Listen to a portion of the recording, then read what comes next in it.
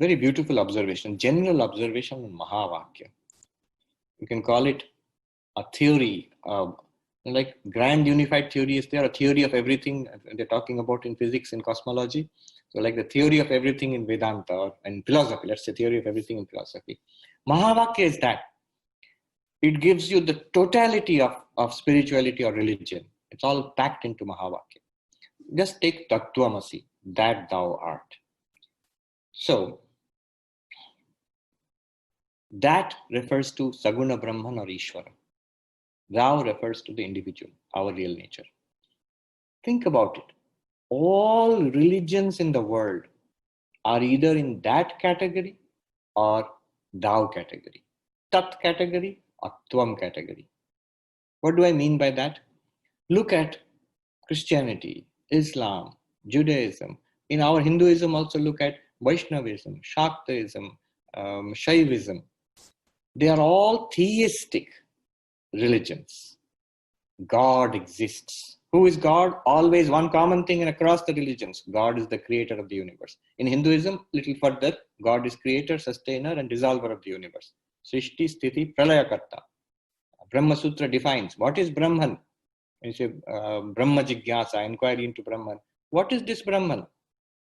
Janmadhyasya yataha, that from which birth, etc. of this universe take place.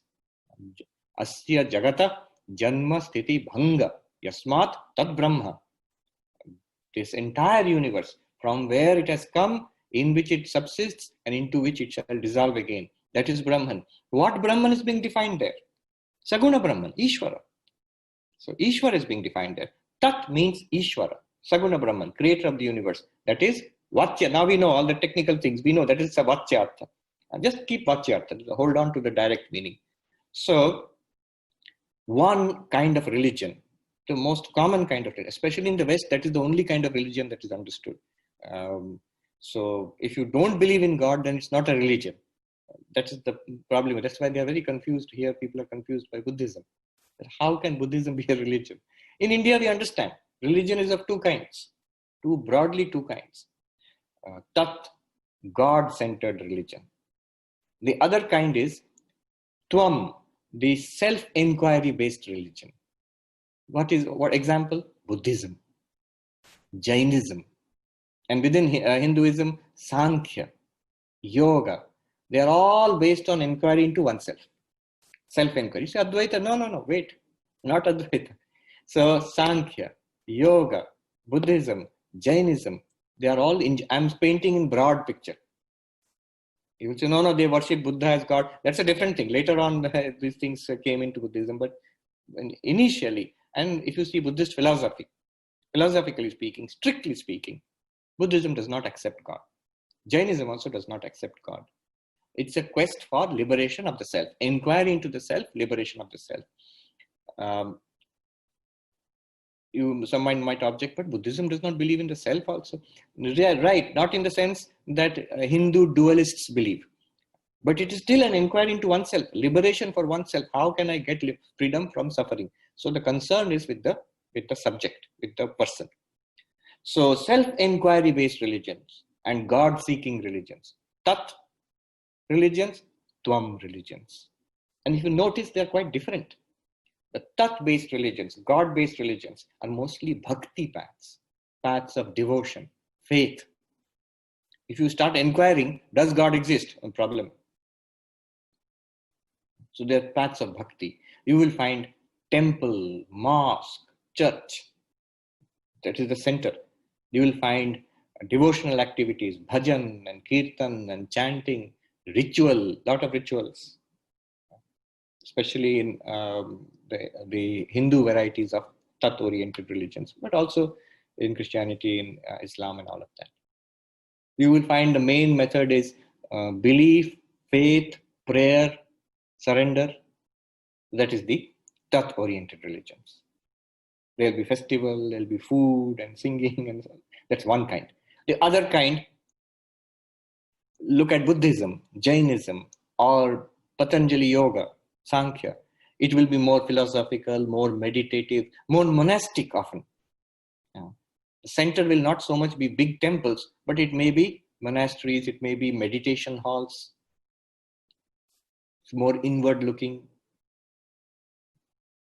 So based on psychophysical practices, more intellectual maybe, another kind of religion, Tvam based approach. And it is all very natural that these two should be there. Why? Because look at our structure of our experience, subject object. Either we see the world outside or we look at ourselves. These are the only two things which we are aware of, the world and ourselves, subject and object. So if you have religion, one kind of religion will be around the object. What is the reality of this universe? God. Or another kind of religion might be inquiry into myself. Who am I? What am I? How can I go beyond sorrow? That is the Buddhistic or Jaina approach. Our psychology is also like that. So among spiritual seekers, you will find two kinds. Here you will find one kind because you are Advaitins, but you will find these two kinds of seekers. I have seen the young boys who came to be monks in Belur Mutt in Ramakrishna order. I used to ask sometimes, so what do you want? Why are you here to be sadhus, monks? What are you seeking? Two kinds of answers I got. One say, I want to realize God realization. I want to see God. Good, very good. Other one says that I want to know who am I, self-realization. See, two approaches, psychologically two approaches. And the natures of these two persons are generally different. I'm oversimplifying a little bit. Now, the point what I'm trying to make is, I'm coming to Advaita now. Each approach has its advantage and disadvantage. It is its strength and weakness. What is the great weakness of the God-based approach, the faith-based approach, the theistic approach? The great weakness is that it depends on faith, on belief. If you question it, then the thing is threatened. Especially in today's world, that's a real problem. If you seriously question it. I've seen many people coming to Advaita Vedanta who started off as atheistic or agnostic, skeptical. When you become seriously interested, if you're not seriously interested in religion, very good. A little going to temple or church or mandir, and then fine. And that's not really central to your life. But if you're seriously interested, does God really exist? Can I experience it? Then the first reaction often is skepticism. All this seems to be just belief. Who has realized this, and what does all this mean? So many people who come to Vedanta often start off as skeptics, as agnostic. Then they find something satisfying in Advaita Vedanta. So one problem with the God-centered religion, theistic religion, is doubt. Big problem. All throughout the history of faith-based religions, you will find this problem. You notice in all the faith-based religions, there will be a struggle to prove the existence of God. In Christianity, Thomas Aquinas gives 5 proofs for the existence of God. In our own Hindu tradition, when they had a nearly 1,000-year debate with the Buddhists, so the Hindu Nayayikas, they were trying to prove the existence of Ishvara. Udayanacharya, Nyaya Kusumanjali, he gives 9 proofs of the existence of God. So why this desperate attempt? The very attempt that you're trying to prove the existence of God shows that it is threatened, that it is based on faith, and you need to convince yourself. Many great sadhakas, bhaktas, they're often assailed by doubts. I am worshipping God, but I cry out, there is no response. You know who said that? Mother Teresa, towards the end of her life, in a diary. I cry out into the darkness, there is only silence. Doubt. Somebody who is a devout Christian all her life. Very good, no doubt. But at the end of her life, she is writing. Only silence is there. There is doubt. This is a big problem in the path of faith. And if you listen to a few talks by Richard Dawkins and Sam Harris and Christopher Hitchens and Daniel Dennett, the whole structure will collapse. Doubt. Whereas the strength of the self-inquiry based religion, Tvam based religion, is that there is no doubt at all. Nobody ever doubts one's own existence. Has anybody ever written books and books to prove 10 proofs of existence of myself and 9 proofs of the existence of myself? Nonsense. That will be so silly. Who has ever a doubt? Whatever I am, I exist.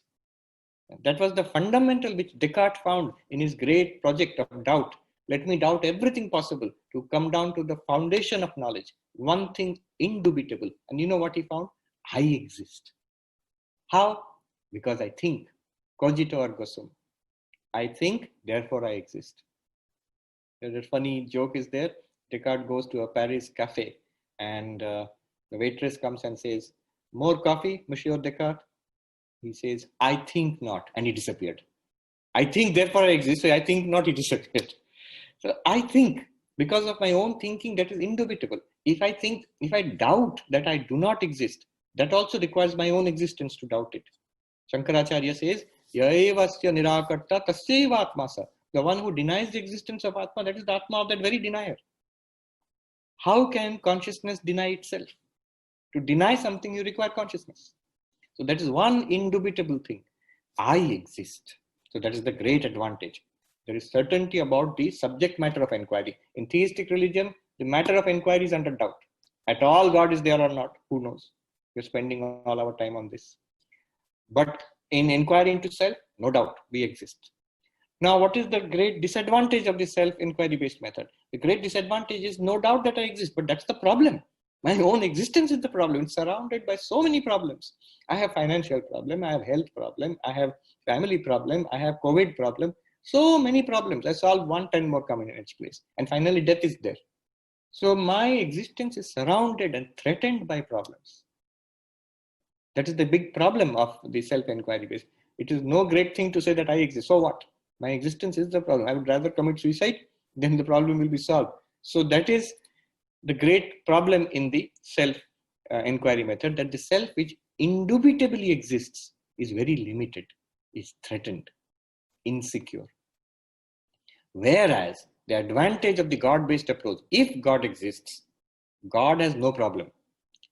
Omniscient, omnipotent, omnipresent, glorious. God is fine if God exists. And that is the big problem. The problem there is doubt, but the advantage is omniscience, omnipotence, glory. There is no problem at all. Infinite nature of God. Ishvara is fine if Ishvara exists. In our case, I exist, no doubt about it.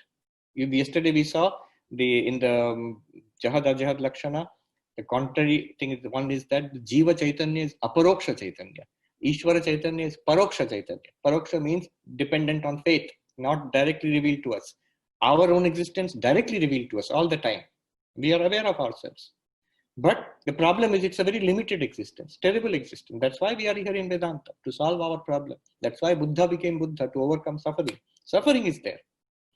Now, here is the conclusion. The whole discussion about what am I driving at? Here is the extraordinary beauty of Advaita.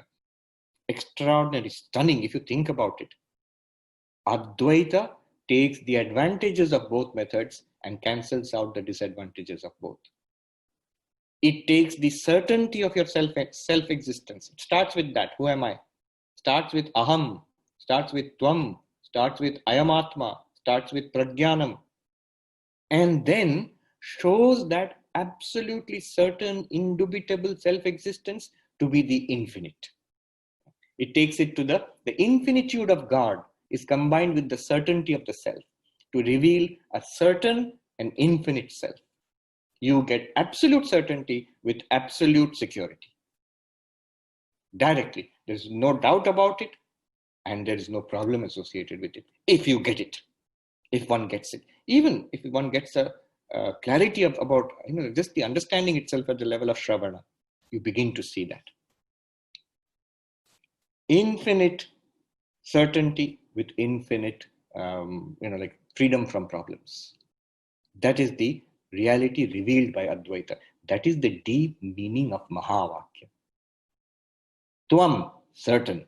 Tat, infinite. So infinite certainty. Aham, certain. I know. Brahma, infinity. Infinite certainty. Prajnanam, certain. Brahma, infinite. Infinite certainty. I am Atma, I, certain, it's there. Brahma, infinity. Infinite certainty. This is the meaning of the Mahavakya. Again, you might say a wonderful insight. I cannot claim any bit of it. This I got from one Swami Akhandananda Saraswati. His writings are available only in Hindi, unfortunately, but great scholar and saint of 1960s, 70s. I never met him, but I read the Hindi writings. Good. We are done. We have run out of time also. Now